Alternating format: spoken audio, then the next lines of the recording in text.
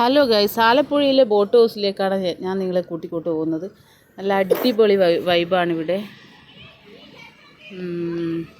പിള്ളേരൊക്കെ നല്ല കളിയിലാണ്.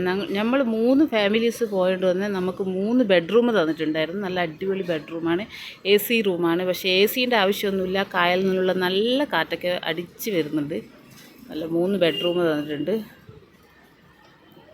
കണ്ടോ, അടിപൊളി ബെഡ്റൂം, നീറ്റ് ആൻഡ് ക്ലീനാണ്.